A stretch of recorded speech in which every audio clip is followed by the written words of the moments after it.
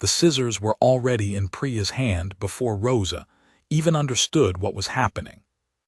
"Hold her arms," Priya said, and two more hands grabbed Rosa from behind, pinning her against the cold steel counter of the diner's back room. Rosa tried to twist away, but the grip was tight, and someone was laughing, a high nervous laugh that made her stomach turn. "This is just a joke, Rosa," said Marnie, the one holding her left arm. "Don't make it weird." Rosa's heart was pounding so hard she thought everyone in the room could hear it. She opened her mouth to say something, anything, but no words came out. She could smell the bleach from the mop bucket in the corner, could hear the hum of the walk-in freezer, could feel the first cold snip of the scissors against her scalp. 10 minutes earlier, none of this had seemed possible. Rosa had been standing behind the counter of the Blue Fern Diner, refilling a coffee cup for old Mr. Whitfield, who came in every day at 4 and ordered the same slice of cherry pie.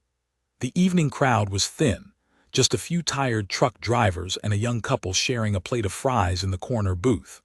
Rosa liked this hour. The light through the windows turned soft and orange, and the diner felt like a small, warm world tucked away from everything outside it. She had worked at the Blue Fern for almost 2 years. The regulars loved her.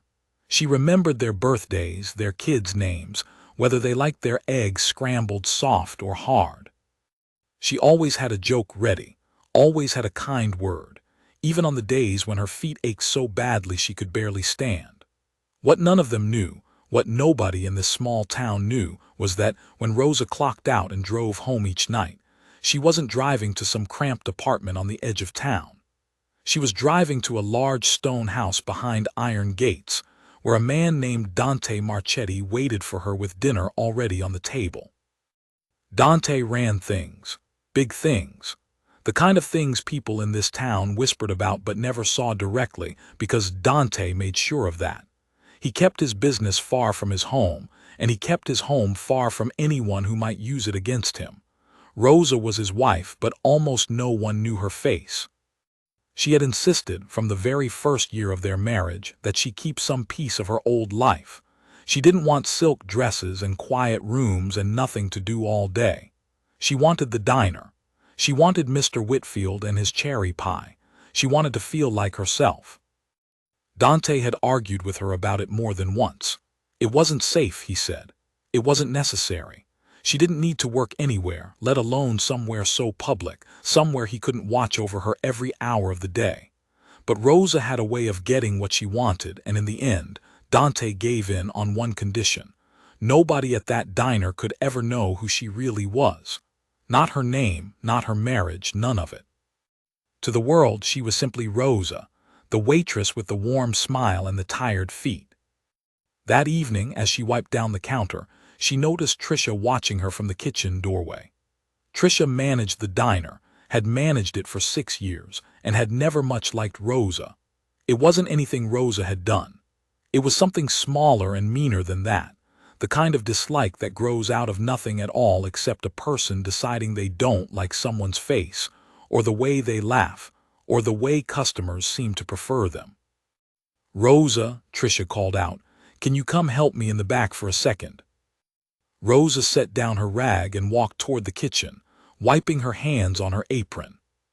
She noticed Priya and Marnie were already back there, along with a new hire named Colton, all 3 of them standing a little too still, a little too quiet, like they'd been caught in the middle of something. "What's going on?" Rosa asked, glancing between them. "Nothing," Tricia said, smiling in a way that didn't reach her eyes. "We just wanted to talk to you about something. Come on back to the storage room, it's more private." Rosa should have noticed the way Marnie glanced at Priya. She should have noticed the phone in Colton's hand, already raised, already recording. But Rosa trusted people easily. It was one of the things Dante loved about her and worried about in equal measure. She followed Tricia into the storage room without a second thought. The moment the door shut behind her, everything changed. "What is this?" Rosa asked, looking around at the group now blocking the doorway. "We've been talking," Tricia said, crossing her arms. "About you, about how you walk around here like you own the place, like you're better than the rest of us." "I never said that," Rosa said, her voice steady but confused. "I don't think that." "Sure you don't," Priya muttered. And that was when she pulled the scissors from her apron pocket, the same scissors used to snip open boxes of napkins and ketchup packets in the storeroom. Rosa took a step back, but there was nowhere to go. The room was small, stacked high with cans of tomatoes and bags of flour, and the only door was blocked by 3 people who no longer looked like coworkers she had shared 100 shifts with. They looked like strangers. "Come on," Marnie said, grabbing Rosa's arm. "It's just hair, it'll grow back." "Let go of me," Rosa said, trying to pull free. But Colton had already moved behind her, forcing her toward a stool near the wall. "Just relax," Tricia said, her voice sickly sweet now, the voice of someone enjoying a moment they had been planning for a long time. "This is what happens when you think you're something special." Rosa's mind raced. She thought about screaming, but the storage room was tucked far behind the kitchen, and the exhaust fans were loud enough to swallow most sounds. She thought about fighting harder, but 3 people were stronger than one, especially when that one hadn't seen this coming at all. So instead, Rosa did something else. She went still. It wasn't surrender. It was something Dante had taught her once, in a quiet moment on their porch, back when she'd asked him how he stayed so calm even in the middle of chaos. He'd told her that sometimes the strongest thing you can do is refuse to give people the reaction they're hunting for. "Save your strength," he'd said. "Save it for when it matters." Rosa closed her eyes as the first lock of hair fell to the floor. The scissors moved fast and clumsy, more interested in speed than precision. Priya laughed nervously as she worked, glancing at Colton's phone every few seconds to make sure he was still filming. Marnie held Rosa's shoulders, though there was no need anymore. Rosa wasn't fighting. She had gone somewhere else in her mind, somewhere quiet and far from this room, thinking of Dante's voice, low and steady, telling her stories about his own mother, about resilience, about the kind of strength that doesn't need to shout to be heard. When Priya finished with the scissors, Tricia produced an electric razor from her bag, the kind used for buzzing dogs at the groomer down the street. "Might as well finish the job," she said, and the buzzing started. Rosa felt each pass of the razor against her scalp, felt the last of her hair fall away in soft, dark clumps onto the tile floor. She kept her eyes closed. She did not cry, though her throat burned with the effort of holding it in. She thought of nothing but her own breathing, in and out, slow and even, the way she had once taught herself to survive the loudest arguments echoing from Dante's business calls, the ones she wasn't supposed to hear but sometimes did anyway through the walls of their home. When it was finally over, Tricia stepped back to admire her work, tilting her head like she was looking at a piece of art rather than a person. "There," she said, "now you look like the rest of us. No more acting special." Colton lowered his phone, grinning, already scrolling through the footage to find the best angle. Rosa opened her eyes. She looked at each of them in turn, Tricia, Priya, Marnie, Colton, and said nothing at all. She simply stood, brushed the loose hair from her shoulders with a steady hand, and reached for the apron she had removed and set aside before they'd begun. She tied it back around her waist, smoothed it flat, and walked past them toward the door. "Wait, where are you going?" Tricia called after her, some of the smugness draining from her voice now that Rosa wasn't reacting the way she'd expected. "We were just having a little fun." Rosa didn't answer. She walked straight through the kitchen, past the surprised faces of the cooks, past Mr. Whitfield, who looked up from his cherry pie with his mouth falling open at the sight of her, past the young couple in the corner booth who stopped mid-bite to stare. She walked out the front door of the Blue Fern Diner without her coat, without her purse, without a single word, and got into her car. She sat there for a long moment, hands resting on the steering wheel, staring at her own reflection in the rearview mirror. She barely recognized herself. Her scalp was uneven in places where the scissors had rushed, red in patches where the razor had pressed too hard. She reached up and touched it gently, and for the first time since it had started, her hands began to shake. But she did not cry. Not yet. She started the engine and drove home, past the gas station, past the little league field, past the church with its crooked steeple, all the familiar landmarks of a town that had, until tonight, felt safe to her. She gripped the wheel tightly and forced herself to keep breathing, slow and even, the way Dante had taught her. By the time she pulled through the iron gates of their home, the sun had set completely, and the porch lights were glowing warm against the dark. Dante's car was already in the driveway. He was home early tonight, something that rarely happened, and for a strange moment Rosa felt a flicker of relief so strong it almost broke through her control. She turned off the engine and sat in the dark for a moment longer, gathering whatever strength she had left. Then she opened the car door and stepped out, walking slowly toward the front steps, toward the warm light spilling from the windows, toward the one person in the world who would know exactly what to do with what had just happened to her.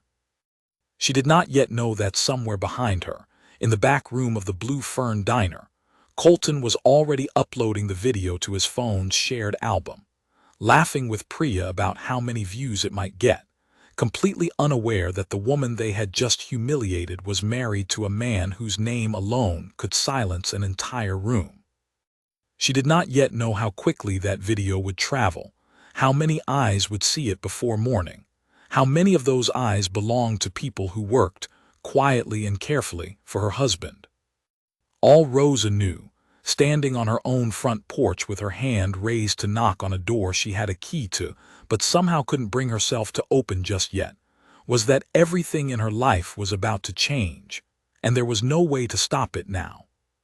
She lowered her hand, took one last breath of the cool evening air, and finally, quietly, let herself inside. Dante was standing in the kitchen when he heard the front door open. He had a glass of water in his hand, halfway to his mouth, and the moment he turned and saw her, the glass slipped from his fingers and shattered against the tile floor. "Rosa," he said, and his voice cracked in a way she had never heard before. He crossed the room in 3 long strides and stopped just short of touching her, his hands hovering near her shoulders as if he was afraid she might break. "Who did this to you?" Rosa opened her mouth to answer, but the moment she tried to speak, the wall she had built around herself in the car finally crumbled. Her eyes filled with tears, and her knees felt weak, and Dante caught her before she could sink to the floor, wrapping his arms around her carefully, gently, like she was something precious that had already been hurt enough for one night. "It's okay," he murmured into her ear, though his jaw was tight and his eyes had gone hard and distant, the way they only did when something serious was happening. "I'm here. You're safe now." They stood like that for a long time, Rosa crying quietly into his shoulder while Dante held her, saying nothing more, letting her cry until there was nothing left. When she finally pulled back, wiping her face with the back of her hand, he gently guided her to a chair at the kitchen table and knelt in front of her, taking both of her hands in his. "Tell me what happened," he said. "Take your time." So Rosa told him. She told him about Tricia calling her into the storage room, about Priya and the scissors, about Marnie holding her arms, about Colton and his phone. She told him how she had gone still, how she had thought of him, of his voice, of the strength he'd once described to her on their porch. Dante listened without interrupting, his thumb moving in slow circles over the back of her hand, though his knuckles had gone white with the effort of staying calm. When she finished, the kitchen was silent except for the soft hum of the refrigerator.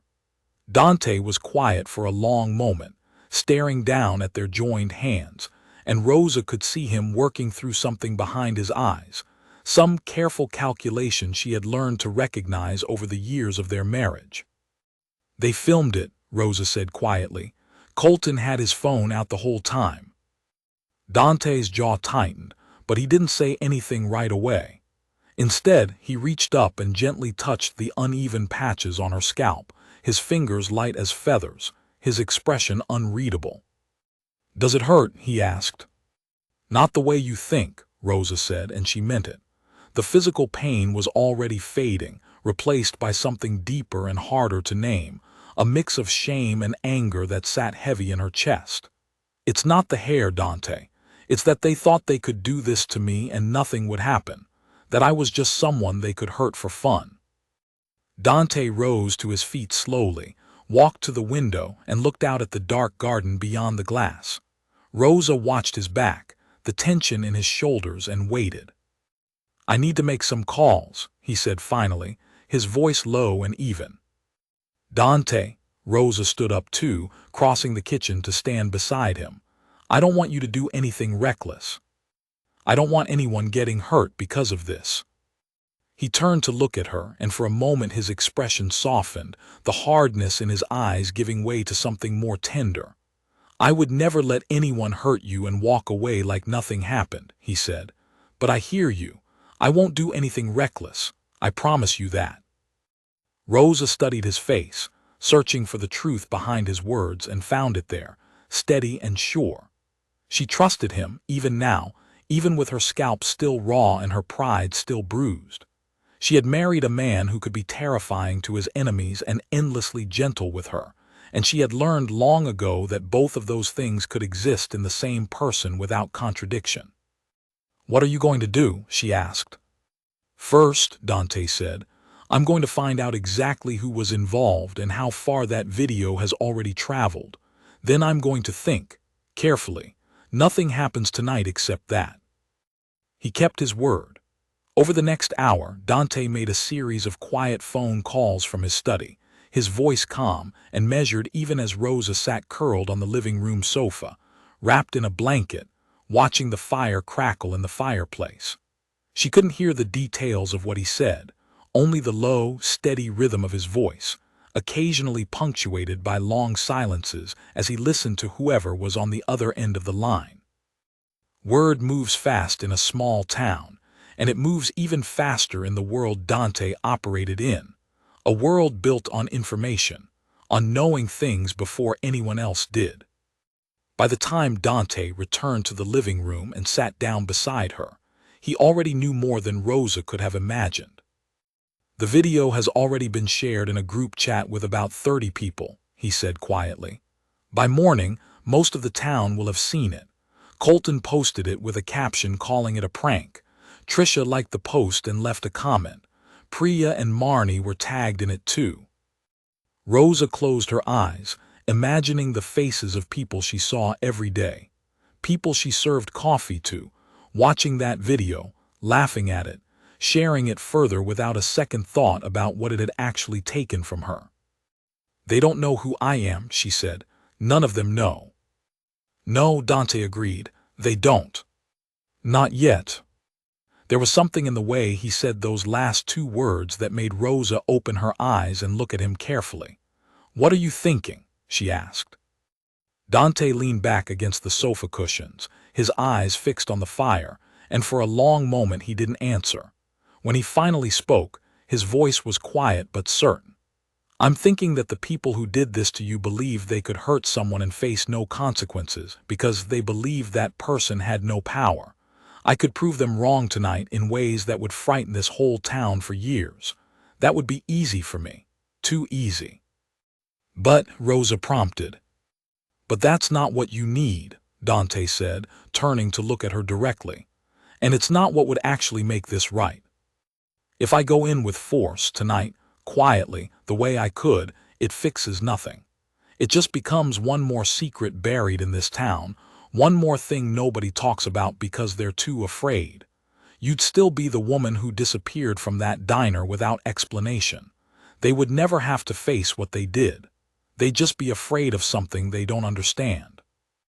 Rosa felt something loosen slightly in her chest, some fear she hadn't realized she'd been carrying about what her husband might do in his anger. Then what? She asked. What do you want to do instead? I don't know yet, Dante admitted. But I know it has to come from you, not just from me. This happened to you. I want to help you decide what happens next, not decide it for you. They sat together in silence for a while after that, the fire slowly burning down to embers. Rosa's head resting against Dante's shoulder as she thought through everything that had happened and everything that might come next. She thought about Trisha's cruel smile, about Priya's nervous laughter, about Marnie's tight grip on her arm, about Colton's phone recording every second of her humiliation. She thought about the customers who had watched her walk out of the diner in stunned silence, unable to understand what they were seeing. And slowly, as the fire dimmed and the night grew late, an idea began to take shape in her mind, something that felt more right than simple revenge, something that might actually change the way this town saw kindness and cruelty, strength and weakness. "I don't want you to destroy them," she finally said. "I want the truth to come out, all of it. I want them to understand exactly what they did, and I want everyone who watched that video and laughed to understand it too. But I don't want fear to be the thing that teaches them. I want something else." Dante turned his head to look at her, studying her face in the dim firelight. "What do you have in mind?" Rosa took a deep breath, feeling the shape of the idea grow clearer as she spoke it aloud for the first time. "I want to go back," she said. "Not hiding, not pretending nothing happened. I want to walk back into that diner exactly as I am, and I want them to see who I really am all at once in front of everyone." Dante was quiet for a long moment, and Rosa watched a flicker of something cross his face, surprise, and then something that looked almost like pride. "That takes more courage than anything I could do to them," he said quietly. "I know," Rosa said. "That's exactly why it has to be this way." Outside, the wind picked up, rattling the bare branches of the trees against the window, and somewhere in the dark, a video was still spreading from phone to phone across a town that had no idea what was coming for it. Rosa didn't know yet exactly how her plan would unfold, or how many people would be affected before it was over, but for the first time since the storage room door had closed behind her, she felt something other than fear. She felt the beginning of her own strength returning, quiet and steady, the way it always had been, waiting patiently beneath the surface for the moment it would be needed most. Dante squeezed her hand gently. "Whatever you decide," he said, "I'll be standing right beside you." Rosa nodded, resting her head against his shoulder once more, watching the last of the fire's embers glow softly in the darkened room. Tomorrow, the town would wake up to a video they thought was harmless entertainment. They had no idea that the woman in that video was about to walk back into their lives in a way none of them would ever forget. By morning, the video had reached almost every phone in town. Rosa learned this the way most people learn hard truths these days, through a screen, scrolling with trembling fingers through comment after comment while sitting at her own kitchen table with a cup of untouched coffee cooling in front of her. Most of the comments were exactly what she expected. Laughing emojis, jokes about her weight, a few people calling it funny, a few calling it harsh but deserved, as if Rosa had done something to earn what happened to her simply by existing in a body some people thought didn't belong behind a diner counter. Only a handful of comments expressed any real concern, buried beneath dozens of careless replies from people who had never spoken a word to her in her life. Rosa set the phone down and pressed her palms flat against the table, breathing slowly, the way she had trained herself to do. She had expected this.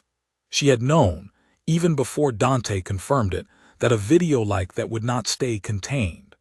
What she hadn't expected was how strange it felt to watch herself become a punchline to people who had no idea what her life actually looked like beyond that diner counter. Dante found her sitting there an hour later, still in her robe, the coffee gone completely cold. He didn't say anything at first. He simply pulled out the chair beside her and sat down, resting a hand gently on her back. "I've been thinking," Rosa said without looking up from the table, "about how easy it was for them, how easy it is for anyone to be cruel to someone they've decided doesn't matter." "It shouldn't be easy," Dante said quietly, "and it won't be, not anymore." Over the following days, Dante moved carefully. the way he always did when something mattered enough to require patience rather than speed. He did not send anyone to threaten Tricia or her coworkers. He did not have their tires slashed or their windows broken, the kind of crude, obvious moves that would have drawn attention and made Rose's identity impossible to keep quiet. Instead, he worked the way he had built his entire reputation, through quiet, careful pressure applied in places no one would think to look. He learned that Tricia's husband ran a small hardware store on Main Street that had been struggling for 2 years, kept afloat only by a loan from a local bank. That loan, Dante discovered through a few careful conversations, had recently been flagged for review due to some paperwork irregularities that had somehow gone unnoticed until now. Nothing illegal happened. Nothing that could be traced back to Dante at all. He simply made sure that certain people who already had reasons to look closely at that loan happened to look a little sooner than they otherwise would have. He learned that Priya was hoping to transfer to a cosmetology program at the community college the following semester, a program with limited spots and a long waiting list. He made no calls about that at all. He simply made a note of it, tucking the information away for later, the way a careful man collects pieces before he knows exactly how they'll fit together. He learned that Marnie's older brother had a habit of borrowing money from people he shouldn't, small amounts here and there, from acquaintances who talked too much when they'd had a few drinks, debts that had a way of becoming complicated when the wrong people started paying attention to them. And Colton, the newest hire, the one who had filmed everything with such careless glee, turned out to be renting a room above a shop owned by a man named Felix Okafor, a quiet, watchful man who happened to owe Dante a favor from many years earlier, back when Dante had helped Felix's family through a difficult stretch without ever once mentioning it again. None of this information was used right away. Dante gathered it patiently, the way he gathered most things, understanding that power used too quickly loses its shape, becomes something crude and forgettable. He wanted something else entirely, something that would matter longer than a single dramatic moment of fear. Meanwhile, Rosa spent those days doing something that surprised even her.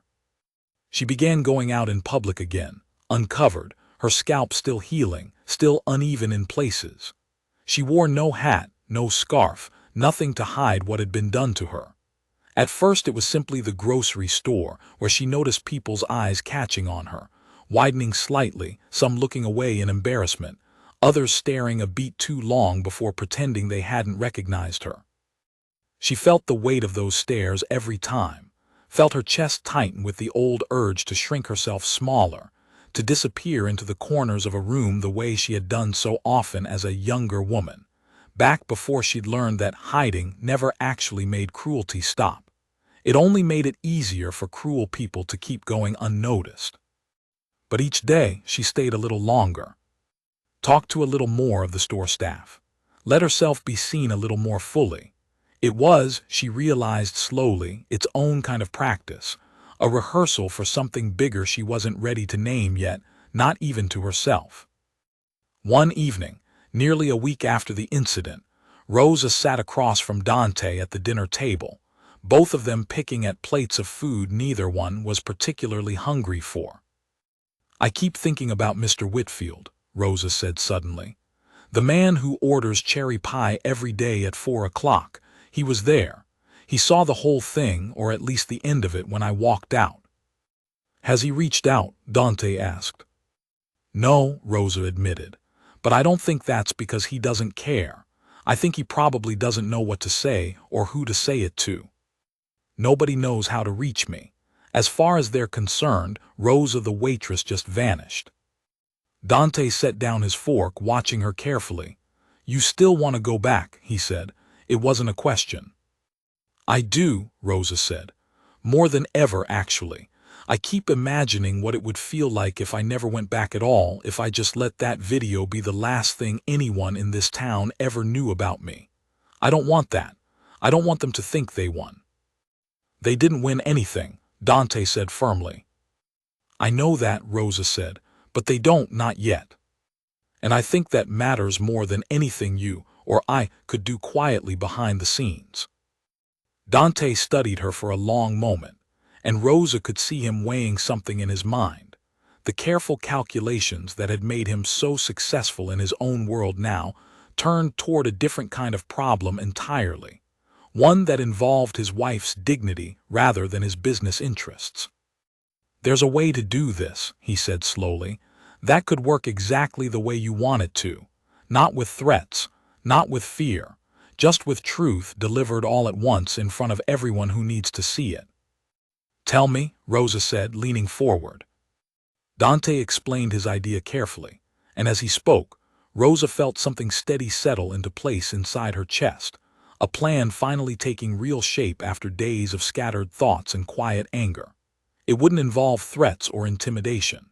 It wouldn't require Dante's men showing up at the diner to frighten anyone into silence. It would simply require Rosa herself, walking back through that door exactly as she was, with the truth standing plainly beside her, impossible to ignore or explain away. "There's a town council fundraiser this weekend," Dante said. "The kind of event where everyone shows up because they're expected to, where the whole town gathers in one place at one time. Tricia will be there. So will most of her staff, I'd guess, since half the diner regulars will be attending too." "And you think I should show up?" Rosa said. "I think you should show up as yourself," Dante said. "Not hiding anything, not explaining anything beforehand. Just present exactly as you are so that everyone in that room has to reckon with who you actually are all at once together."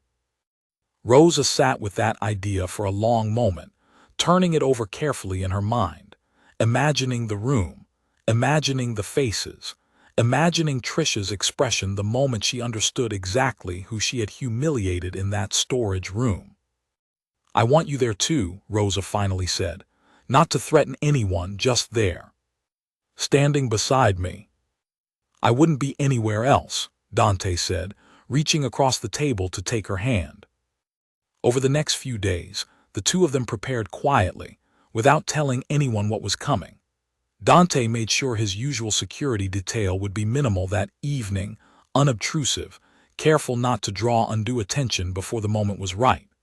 Rosa chose her outfit carefully, not to hide her healing scalp, but to complement it, a deep green dress that had always made her feel powerful, paired with simple gold earrings that had been a gift from Dante on their first anniversary. She practiced walking into rooms with her head held high, something she had always known how to do at the diner in her own quiet way, but which now felt like it required a different kind of courage entirely. She thought about Tricia's cruel smile in that storage room, about Priya's nervous laughter, about Marnie's tight grip, about Colton's phone recording every humiliating second. She let herself feel the anger fully, without pushing it away, understanding that it would give her strength rather than weaken her, as long as she knew exactly how to use it. The night before the fundraiser, Rosa stood in front of her bedroom mirror for a long time, studying her own reflection. Her hair had begun to grow back in soft, uneven patches, dark against her pale scalp, and for the first time since the storage room, she found herself not looking away from what she saw there. She looked instead like someone who had survived something and was still standing. Dante appeared in the doorway behind her, watching her reflection in the mirror with an expression of quiet admiration. "You ready for tomorrow?" he asked softly. Rosa turned to face him, and for the first time in days, a small, genuine smile crossed her lips. "I've never been more ready for anything in my life," she said. Outside, the wind had picked up again, carrying with it the first cool hints of autumn, and somewhere across town, Tricia was polishing a serving tray for the very same fundraiser, completely unaware that the woman she had humiliated a week earlier was about to walk back into her life in a way that would change everything. The town hall was already full when Rosa and Dante arrived, its wide wooden floors polished for the occasion, long tables lined with donated pies and casseroles, string lights hung across the ceiling in loose, glowing loops. A local band played softly near the stage, and the room buzzed with the easy chatter of a small town gathered together for its yearly fundraiser, the kind of event where everyone knew everyone, or thought they did. Rosa paused at the entrance for just a moment, her hand resting lightly on Dante's arm, taking in the scene before her. She spotted familiar faces scattered throughout the crowd, people she had served coffee to for 2 years, people who had no idea what was about to happen. Near the dessert table, she caught sight of Trisha, dressed in a deep red blouse, laughing at something one of the town council members had said, completely at ease. "Ready?" Dante murmured beside her. Rosa took a slow breath and nodded. "Ready." They walked into the room together, and the effect was almost immediate. Conversations near the entrance faltered as people noticed them, first glancing at Dante with the kind of quiet, instinctive recognition that came from years of him being a name people spoke carefully if they spoke it at all. Then their eyes moved to Rosa, and recognition hit a second time, slower, more confused. "Isn't that the waitress from the Blue Fern?"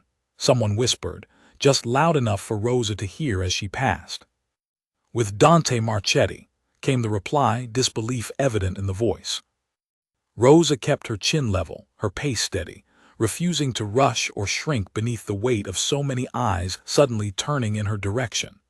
Dante's hand stayed warm and solid at the small of her back, a quiet reminder that she wasn't standing in this room alone. Word moved through the crowd the way it always does in small towns, in ripples that grew wider with every passing second. By the time Rosa and Dante reached the center of the room, nearly everyone had turned to look, the band's music the only sound that hadn't yet faltered into stunned silence. Trisha noticed the shift before she understood its cause, glancing up from her conversation with a curious frown, following the direction of so many turned heads. When her eyes finally landed on Rosa, standing tall in her deep green dress, her scalp bare and healing beneath the soft glow of the string lights, the color drained slowly from Trisha's face. "That's not," Trisha started, her voice barely a whisper, though several people nearby heard her anyway. "That can't be." Rosa met her gaze directly across the room, calm and unwavering, and something passed between them in that single look, an understanding that needed no further explanation. Trisha's serving tray tilted dangerously in her hand before she caught it, setting it down on the nearest table with fingers that had noticeably begun to shake. The mayor, a stout, cheerful man named Harold Whitcomb, stepped forward from the crowd, extending a hand toward Dante with the careful respect of someone who understood exactly whose presence had just entered the room. "Mr. Marchetti," he said, "we're honored to have you join us this evening. And you're," he paused, glancing curiously at Rosa, clearly searching for the right word. "My wife," Dante said simply. "Rosa." A soft murmur rippled through the crowd at the confirmation, and Rosa felt the weight of dozens of eyes settling more firmly onto her, some curious, some embarrassed, a few already beginning to piece together exactly what this meant. "Rosa," Harold repeated slowly, and Rosa watched the exact moment recognition fully landed in his expression, his eyes widening slightly. "You worked at the Blue Fern Diner." "I did," Rosa said, her voice carrying clearly across the now quiet room. "For almost 2 years." Priya and Marnie had appeared near the edge of the crowd, drawn by the sudden hush, and Rosa watched their faces shift from confusion to horrified understanding as they took in the scene before them. Colton stood a few steps behind them, his phone nowhere in sight this time, his usual smug confidence replaced by something closer to panic. Rosa turned slightly, addressing not just Trisha but the room at large, her voice steady despite the pounding of her own heart. "Some of you have probably seen a video this week," she said. "A video of a waitress being humiliated by her coworkers. Some of you laughed. Some of you shared it. Some of you didn't think much of it at all because you didn't know the person in that video, not really. You just saw someone who seemed like an easy target." The silence in the room had grown so complete, that Rosa could hear the faint hum of the string lights overhead. "I want you to know that I'm the woman in that video," Rosa continued. "And I want you to know that what happened to me in that storage room wasn't a joke, and it wasn't harmless, no matter how it was framed for the people who watched it afterward." Trisha had gone completely pale now, her hands pressed flat against the table in front of her as though she needed it to remain standing. "Rosa, I didn't know," she started, but her voice trailed off weakly under the weight of everyone's attention. "You didn't know I was married to Dante," Rosa said evenly. "That's true, but that was never the point, was it? You didn't do what you did because of who I was married to. You did it because you thought I had no power at all, that I was someone you could hurt without any consequence, simply because of how I looked or how you decided I carried myself. That's the part that matters here, not who my husband is." The room remained utterly still, every eye fixed on the unfolding scene, and Rosa felt something shift inside her chest, the last of her fear finally settling into something calmer, something closer to resolve. "I'm not here tonight to threaten anyone," Rosa continued, glancing briefly at Dante, who remained silent and still beside her, offering his quiet support without overshadowing her words. "I'm here because I refuse to disappear quietly after what happened. I refuse to let a video like that be the last thing this town remembers about me. And I think all of you deserve to understand exactly what it looks like when cruelty gets treated as entertainment, because most of you watched that video without ever asking whether the person in it was okay." A young woman near the front, someone Rosa vaguely recognized from the diner's regular breakfast crowd, spoke up hesitantly. "I saw it," she admitted, her cheeks flushing. "I didn't think about it that way at the time. I'm sorry, Rosa, I really am." Other murmurs of agreement followed, quiet and uncertain, scattered throughout the crowd, people beginning to reckon, in real time, with their own small role in what had happened, the shares, the laughing comments, the careless scrolling past something that had actually hurt someone deeply. Harold Whitcomb cleared his throat, glancing nervously between Rosa, Dante, and the pale, shaking figure of Trisha near the dessert table. "Trisha," he said carefully, "I think perhaps we should discuss this somewhere more private." "There's nothing private about what happened," Rosa said, turning to look directly at Trisha now, her voice calm but unyielding. "It happened in public in a way. It was filmed and shared and laughed at by people who never once considered how it might feel on the other side of that phone screen. I think it's fair that the conversation about it happens somewhat publicly too." Trisha's eyes filled with tears, though whether from shame or fear, Rosa couldn't quite tell, and found she didn't particularly care to guess. "I'm sorry," Trisha said, her voice small and broken. "I don't know why I did it, I don't know." "I don't need your apology right now," Rosa said, not unkindly but firmly. "I need you to understand what you took from someone, and to sit with that, the way I've had to sit with it every single day this past week." The diner's owner, a heavy-set man named Gerald Prout, who had been standing quietly near the back of the crowd throughout the entire exchange, finally stepped forward, his expression grim. "Rosa," he said, "I had no idea this happened. I want you to know that, if I'd known, I would have handled it immediately." "I believe you," Rosa said, and she meant it. Gerald had always struck her as a decent, if somewhat distracted, employer. "But it did happen, under your roof, with your staff, and I think it's fair that there be some accountability now that you do know." Gerald nodded slowly, glancing toward Trisha, Priya, and Marnie, his jaw tightening. "There will be," he said. "I promise you that." The room remained tense and quiet as the fundraiser slowly, awkwardly, began to resume around the edges of the confrontation, people drifting back toward their conversations in low, hushed tones, though every glance still drifted back toward Rosa and the small cluster of people near the dessert table. Dante finally spoke, his voice calm but carrying an unmistakable weight that settled over the remaining conversation like a heavy blanket. My wife came here tonight because she wanted the truth known, plainly, without threats or fear attached to it, he said. I respect that more than I can say, but I want it understood by everyone in this room that what happened to her will not be treated as something small or forgettable. Not by this town, and certainly not by me. Tricia flinched visibly at his words, though Dante's tone remained even and measured throughout. No threats spoken aloud, none needed. Rosa reached for Dante's hand, feeling the solid warmth of his fingers close around hers, and for the first time since walking into the storage room a week earlier, she felt something like peace settle over her, quiet and steady beneath the weight of so many watching eyes. She had not asked for revenge. She had asked for truth, delivered plainly, in a room full of people who could no longer look away from what they had allowed to happen. And standing there now, beneath the soft glow of the string lights, Rosa understood that this moment, however uncomfortable, however painful, was exactly the reckoning she had needed all along.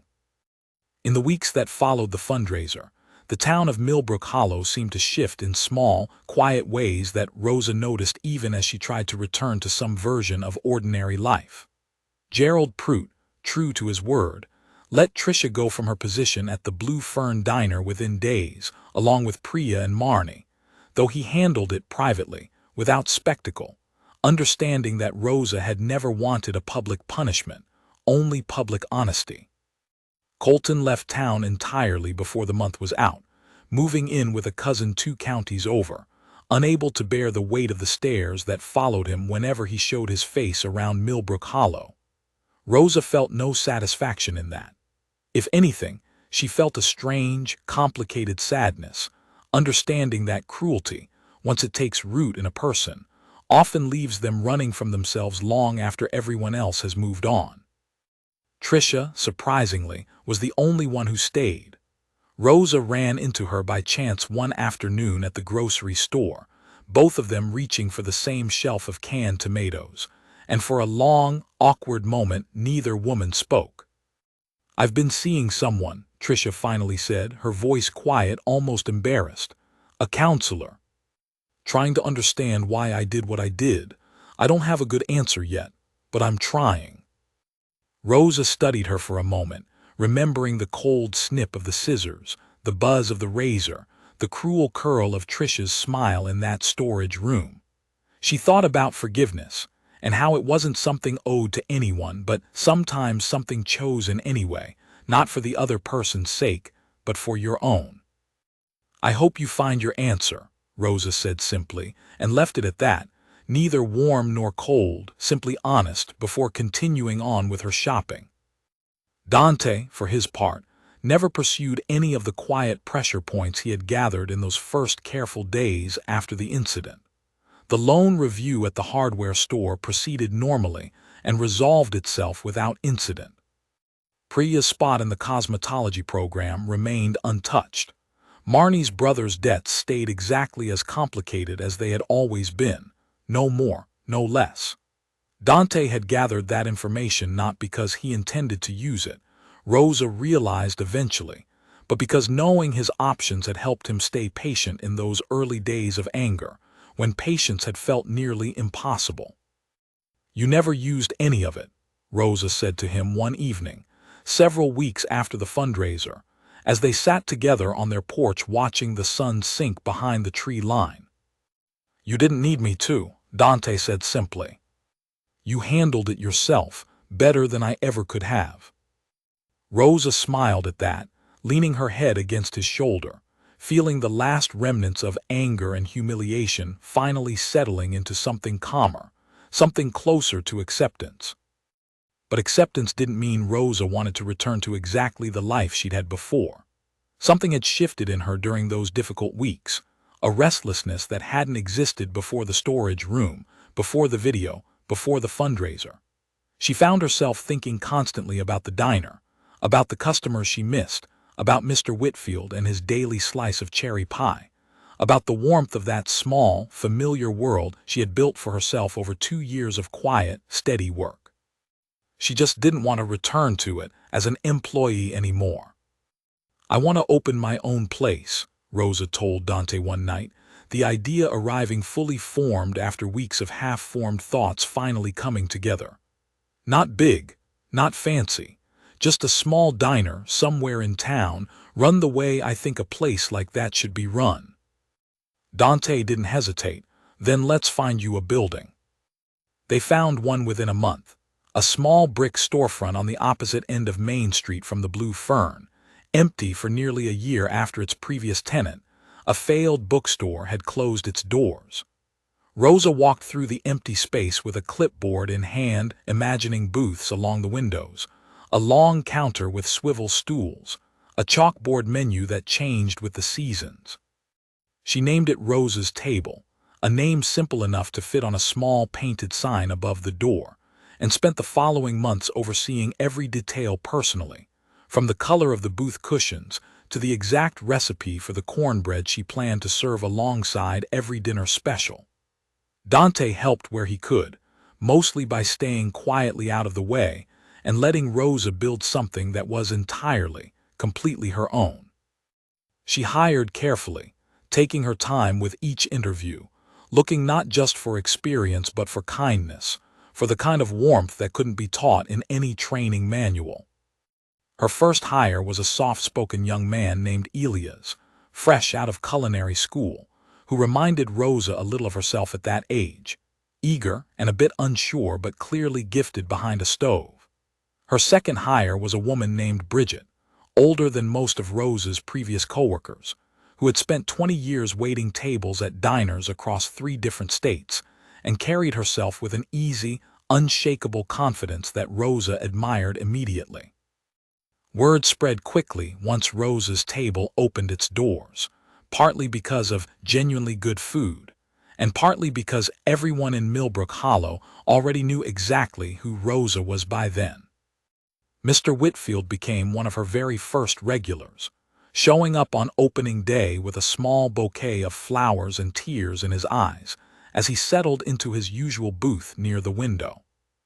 "I should have said something that night," he told her quietly as she poured his coffee. "I've thought about it every day since. I'm sorry I didn't." "You're here now," Rosa said gently, patting his shoulder. "That matters more than you think." Over the following months, Rosa's Table became something of a gathering place, not just for regulars who remembered Rosa fondly from her days at the Blue Fern, but for newcomers drawn in by the warmth of the atmosphere and the quality of the food. Rosa kept her hair short even as it grew back in fully, finding that she preferred the style, a quiet reminder of everything she had survived and everything she had built afterward. She trained her staff carefully, not just in the practical skills of the job, but in the values she wanted her diner to represent. Kindness toward every customer, regardless of how they looked or how much they could afford to tip. Respect toward every coworker, regardless of experience level or background. And above everything else, an understanding that no one who walked through those doors should ever have to feel small in order to make someone else feel bigger. One afternoon, nearly a year after Rosa's Table had opened, a new hire named Priya, no relation to the Priya from Rosa's past, though the coincidence had given Rosa pause during the interview, stood nervously behind the counter on her very first shift, watching Rosa work with quiet admiration. "Can I ask you something?" the young woman said, as Rosa showed her how to properly balance a tray of drinks. "Of course," Rosa said. "Everyone talks about what happened to you before you opened this place," Priya said carefully. "I don't want to bring up anything painful. I'm just curious how you kept going after something like that."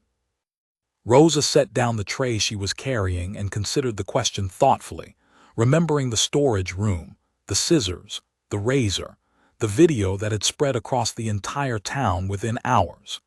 She remembered Dante's patient hands gathering information he never used, remembered the fundraiser and Trish's shaking hands, remembered Mr. Whitfield's tearful apology on opening day. "I think," Rosa said slowly, "that the people who hurt me believed kindness and weakness were the same thing. They thought because I was kind to everyone, because I smiled and remembered their orders and never raised my voice, that I had no power at all. But kindness isn't weakness. It's a choice you keep making every single day, even when it would be easier not to. That's what actually takes strength. Priya nodded slowly, absorbing the words, and Rosa smiled, picking the tray back up and continuing toward table 6, where Mr. Whitfield was waiting patiently for his afternoon slice of cherry pie, exactly the way he had every single day for the past year, in a diner that Rosa had built entirely on her own terms, from the ashes of a humiliation that had once tried and failed to define her. Kindness, Rosa had come to understand, was the only real thing that separated the people who deserved power from the people who simply happened to have it. And every single day, standing behind the counter of the diner she had built with her own hands, Rosa chose kindness again, not because it was easy, but because it was who she truly was, and no one, not Tricia, not Colton, not anyone else in this world, would ever be able to take that away from her again.